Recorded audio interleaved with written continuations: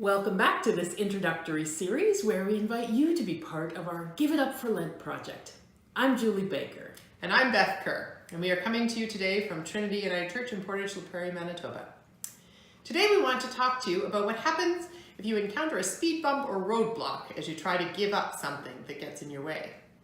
The reality in all of our lives is that stuff happens, and changing patterns of behavior that have become habits is hard.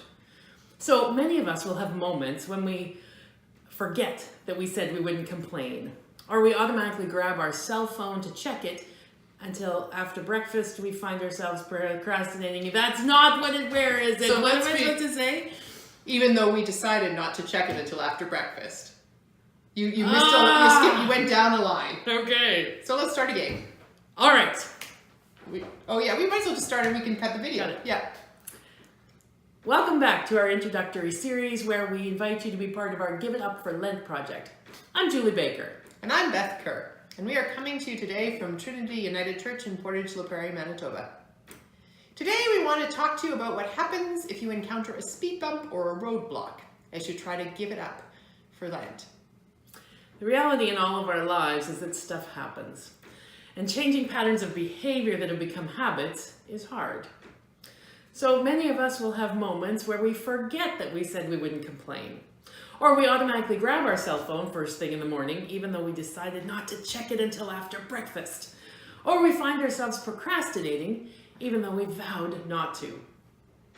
What we do in those moments can have a big impact on how we feel about our Give It Up for Lent project. Well, if you are like me, your first reaction will be to beat yourself up for failing to do what you said you were going to do.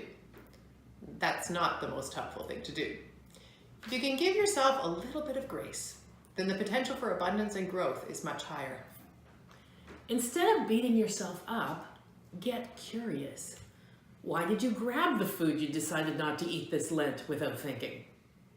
What led you to make excuses or comparisons? How come you couldn't do what you hoped?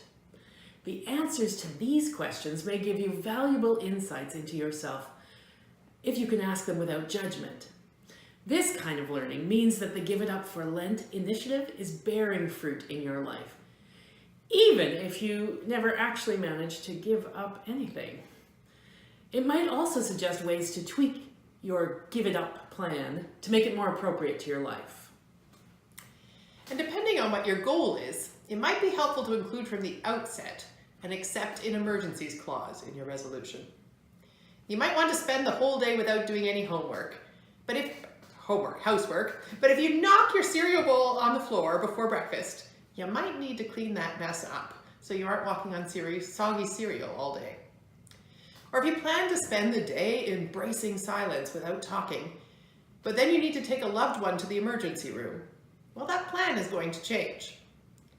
Allowing that there might be circumstances which override your Give It Up plan can help make things both more practical and more life-giving. It's almost Lent. We hope your planning is going well. Stay tuned over the next 2 days to find out what Beth and I are planning for ourselves this Lent.